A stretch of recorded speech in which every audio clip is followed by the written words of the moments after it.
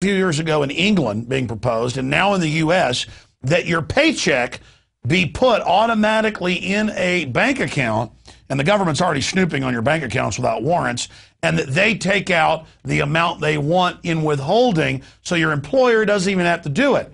But now they're going one further. They're saying, we're going to watch your bank account in live time, because you can't be trusted. You're guilty until proven innocent, so that the private Federal Reserve can have its collection agency, the IRS, quote, do your taxes and assess it for you. Now, they already gone pretty much all the way on this 6 years ago when they changed laws, where now CPAs are liable to the IRS for everything they do.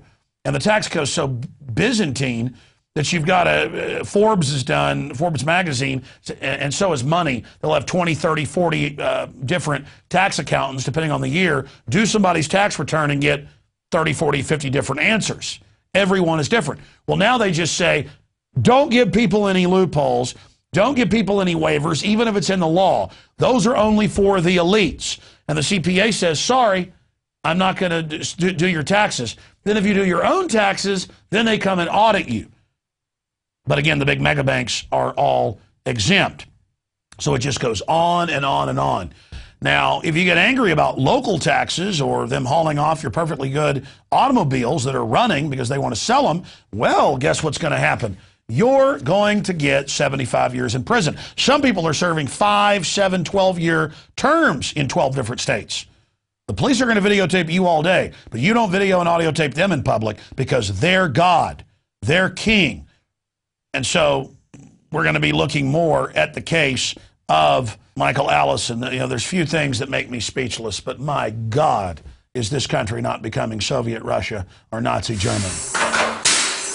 Thank you, Alex. I'm Darren McBreen for Infowars Nightly News. The First Circuit Court of Appeals has ruled that it is not illegal for citizens to videotape police officers when they are on public duty. After all, they are public servants, and we are all protected by the First Amendment. But the ruling hasn't stopped police from arresting people anyway, even though they know full well that the charges won't hold up in court. All right, well, we're talking about the fact that the police are starting to arrest people, put them in jail for videotaping them with their cell phones and video cameras. And do you think it's fair that the police are doing this, even though they're allowed to videotape you with their dash cams and other recording devices, yet they expect us not to be allowed to videotape them? What do you think about that? I don't think it's fair at all. First of all, I believe it's contrary to the First Amendment. If they're able to record us, then we should be able to record them. It's only fair. There needs to be checks and balances. I don't trust them. I don't trust them. It's always us getting in trouble because they have the cameras on us. But when the camera's on them, it's a threat to them because then they know that they could get caught very easily doing something they're not supposed to. It's very selfish of them. And as a member of society, I feel threatened by that. When we did the research for this report, we discovered that there are literally hundreds of court cases, federal and state, where the cops are arresting people for recording them with their video cameras and cell phones. In the case of 41-year-old auto mechanic Michael Allison, the Illinois Attorney General's office is determined to make an example out of him to intimidate the public against filming the actions of police. Allison faces a life sentence on 5 separate counts of eavesdropping charges, and that adds up to 75 years behind bars. 75 years behind bars. A prison sentence that long is rarely handed down, and it's usually just for murderers or rapists. But a local man faces 75 years in prison for a nonviolent crime. What he's accused of doing is something many people have done, but most don't realize it's actually illegal.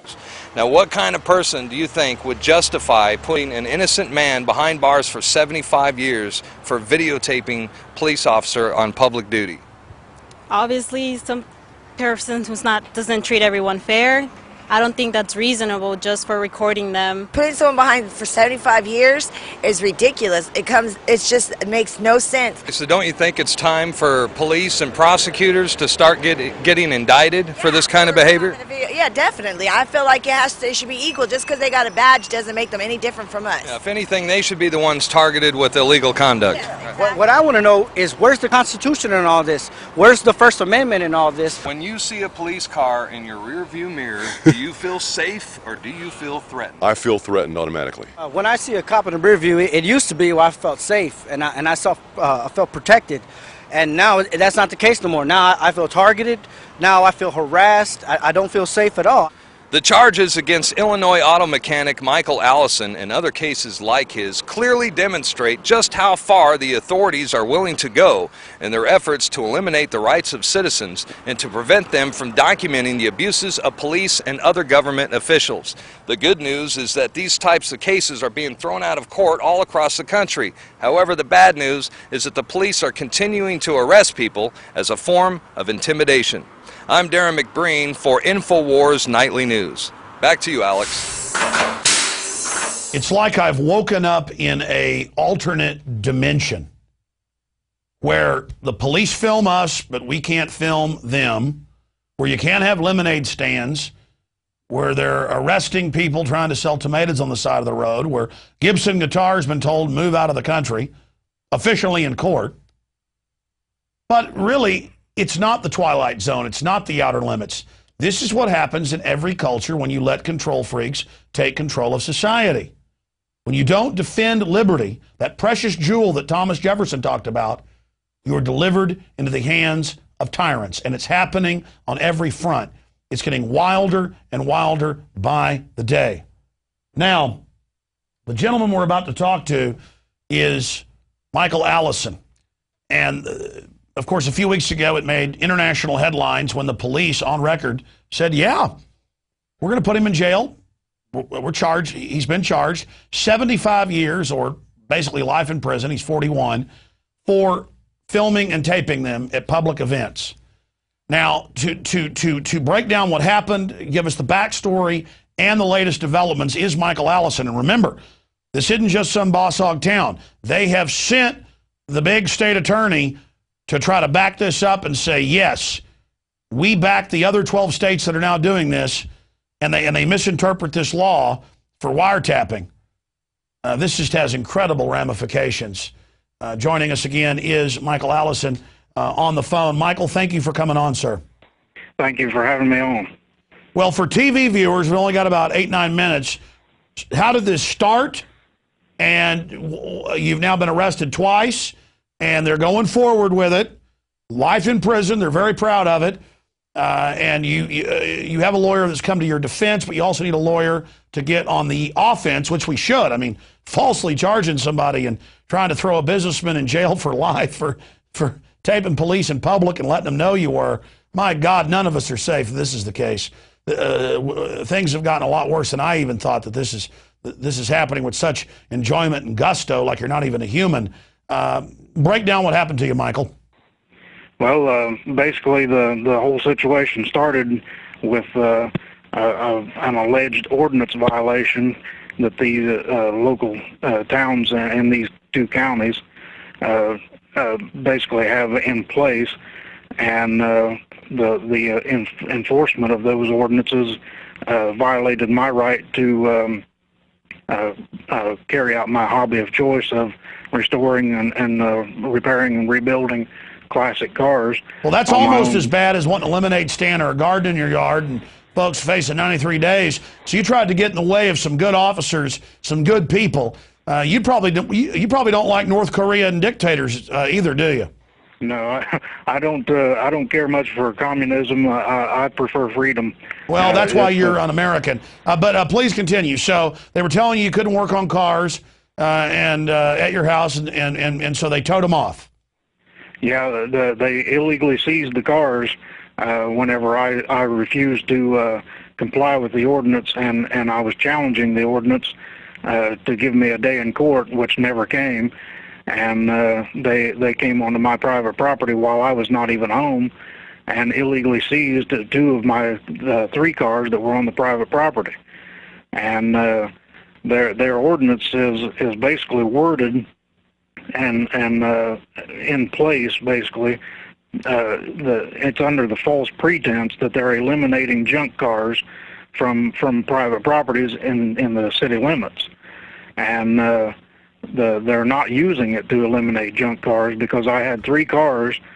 2 of the cars were in real good shape, had already had the motors rebuilt and restored, and the 3rd car had been wrecked. The wrecked parts had been dismantled, and while it was sitting there, the car had been vandalized. And this is a small town. In a lot of cases, they're now even annexing rural areas and telling old farmers they can't have tractors. And so now you start going to court with them. You start wanting to interview them. You start wanting to tape them. They wouldn't give you a court reporter. You wanted to tape it. You told them. They arrested you there.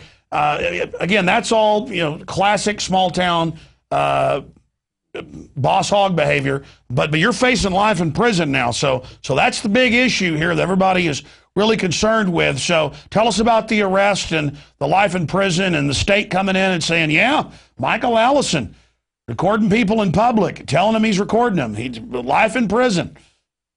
Whenever the whole issue about the ordinance stuff led into discovering that these people were running a vehicle theft and extortion racket and fraudulently converting titles to stolen vehicles, and I uncovered that and discovered it through the discovery process of my lawsuit that I filed against the city of Bridgeport. And after I had found that out, the people in the city of Robinson, which is the next county to the north, in Crawford County, it's a retaliation tactic to try to keep me from being able to expose the scam and the racket that they're running. My point is that all hasn't been found and proven in court. I'm not doubting what you believe has happened here. I just can't prove it. What I can prove, and it goes to their character, is with a straight face, they want to put you, a guy with no criminal record, upstanding in the community, that's all admitted, in prison for life at taxpayer expense for publicly recording them and telling them you are. And we see cops all over the country. You're filming them beat somebody 200 yards away. They come over, they beat you, charge you with eavesdropping, wiretapping. I mean, this is insane. First Circuit courts ruled it's constitutional to film police in public. It's common sense. I mean, the system is on a power trip. They're now sticking their hands down women's pants, pressing through the pants, men's pants, kids crying, Miss USA crying. They think that's normal. Amish being arrested. I mean, we're living in the twilight zone here. America is dying in front of us. But specifically, tell us about the court case, where it's going, and the state attorney coming down and saying, yeah, the state's fully behind this. The last court date that I had was August 18th, and it was a hearing for pending motions, a motion to dismiss based on the fact that the statute I'm being charged under is unconstitutional. And the Assistant Attorney General from Chicago came down to basically defend the constitutionality of the statute and say that the statute is constitutional.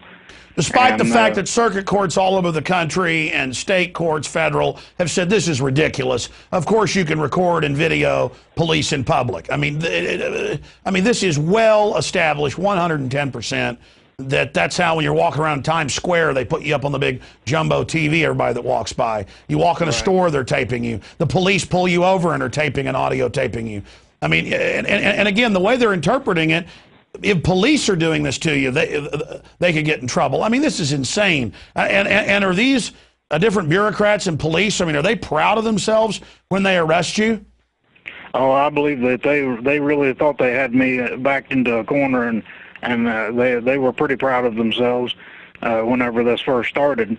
But I think that the tables a little bit turned on them unexpectedly.